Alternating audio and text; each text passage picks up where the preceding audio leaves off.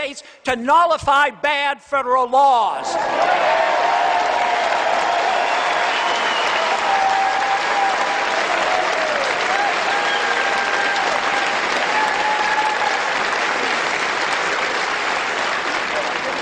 This, to me, is rather amazing. I went to Congress quite a few years ago, and I believe my role would be to go and vote the way I promised, the way the Constitution says, even if I would be alone, and that not much would happen, that it would be probably not noticed, and someday I would go back home and hopefully leave a record that people would notice someday in the future. Today, though, I am pleasantly surprised to find out there are so many of you who really care, and you're sick and tired of what you have in Washington, D.C.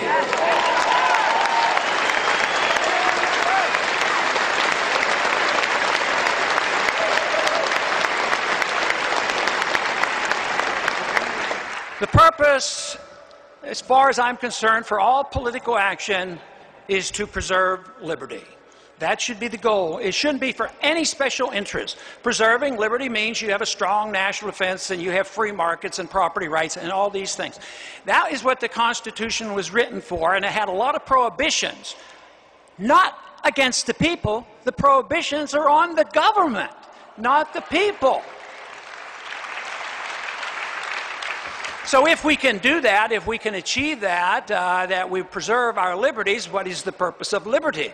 Well, that is the key. The purpose of liberty is to make ourselves better people. That gives us the opportunity to work for excellence and virtue, which should be the goal of all of us in our lives. Because governments, once they get involved in dealing with making you more virtuous and more excellent person, or more economically equal among you, the government can't do any of that without undermining your liberties. If our government decides that, well, we have to solve the problems of the world, we have to impose our goodness around the world, therefore you have to undermine somebody else's liberty. And you know what? Besides, when government embarks on any of those efforts, it doesn't work. It doesn't work. What we need is to restore the confidence in this country and the people that freedom works, that freedom is the solution to our problems, that our liberties ought to be protected. Now, sometimes it's easy. Everybody's for freedom. I've never met anybody in Washington say, oh, I'm not for freedom. You know, I've never heard of a congressman running for Congress say, oh, I don't plan to uphold the Constitution. No, they're all for the Constitution. They're all for limited government. They're all for freedom. So we have to be very precise. What does it mean to have liberty? To me, if I have liberty and you have liberty, guess where the responsibility falls? Falls on you, the individual. Falls on you to take care of yourself. It falls on you to assume that if you work hard, you can reap the rewards of your hard effort.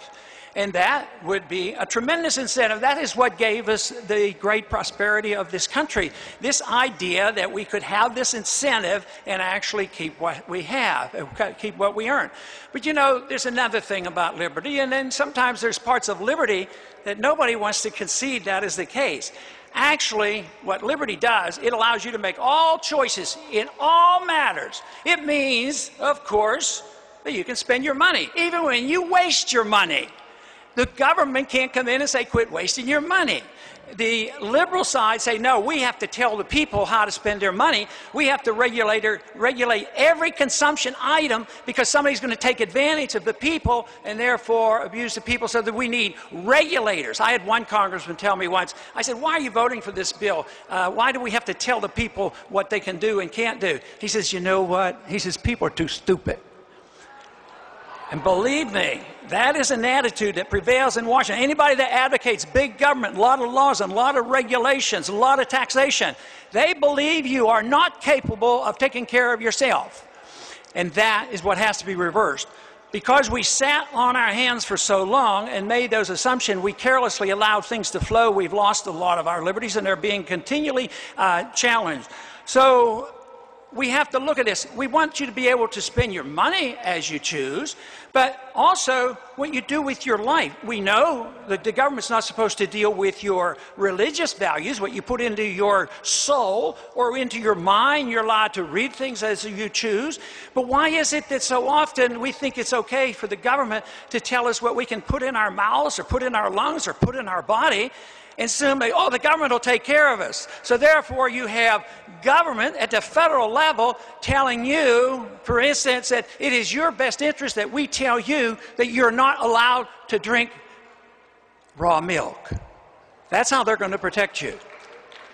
Now, you take, for instance, in the drug war, which, if you're caring about liberty, you have to address the subject about how the drug war undermines personal liberties. But the drug war has drifted over into the total curtailment of the growing of hemp.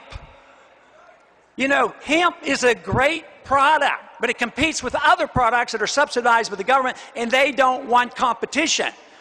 Hemp is related to marijuana, but if you want to smoke hemp, you need a cigarette as big as a phone pole to get anything that you would feel any changes on.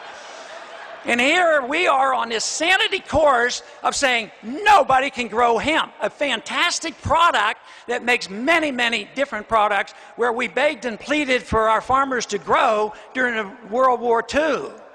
So it's those kind of things that spill over. In this effort to regulate behavior for so-called good reasons also has many unintended consequences.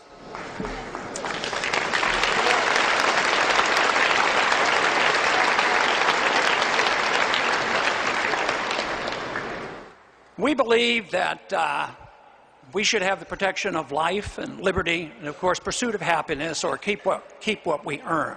But I think the most important of all that, liberty is important, obviously, but you cannot protect liberty if you don't protect all life. Once human life is identified, if you ignore that, you can't protect liberty.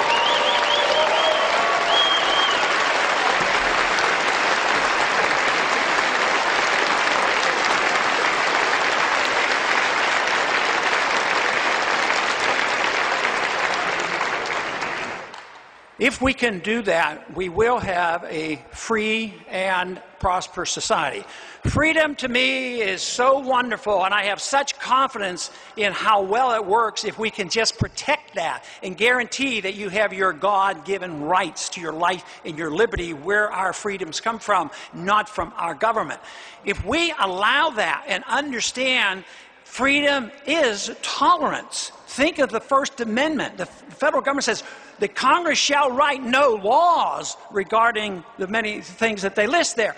Write no laws. That means that certainly the administration can't write laws. They're not supposed to be able to write regulations or executive orders or anything else. They're not allowed to under the Constitution.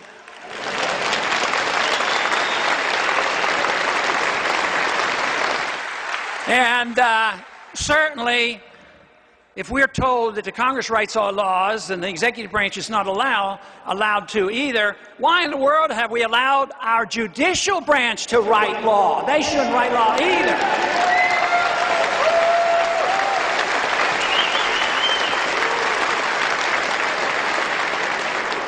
I would believe in freedom and free markets if it did not produce greater wealth. But we who believe in freedom, we don't even have to argue that, because history is on our side. History proves the freer the market, the sounder the money, the greater prosperity, and the more people that can enjoy it.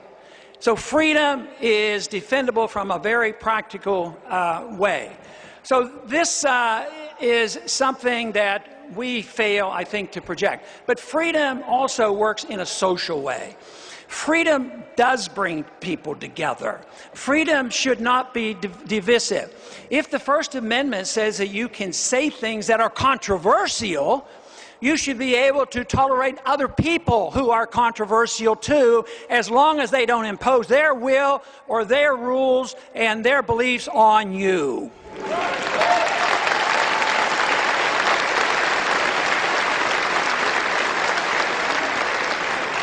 I have every reason to be optimistic. As pessimistic as I am on the economy, it's going to get a lot worse before it gets better. We're going to have a monetary crisis. There's going to be a challenge. So I hope this group, the Tea Party movement, and others continue to grow and have a significant intellectual influence on Washington, D.C., because things will get a lot worse. But freedom is alive and well, let me tell you. Not only do we see the movements like this, but I go constantly to the universities, and if you have a true intellectual revolution, the universities will express it, and believe me, on the campuses of this country, they care about freedom, they care about liberty, they care about our Constitution, and they are going to be the next generation. We will have no magic cure in November. We will significantly see some changes, hopefully, and that will be good. But the major challenge will be when we have a dollar financial crisis and the whole system is going to be challenged. But intellectually, the belief in liberty is growing by leaps and bounds, and you are reflecting that. So I come here with great gratitude for having been invited, but I go away with great excitement and belief and enjoyment that I know so many of you care. Thank you very much.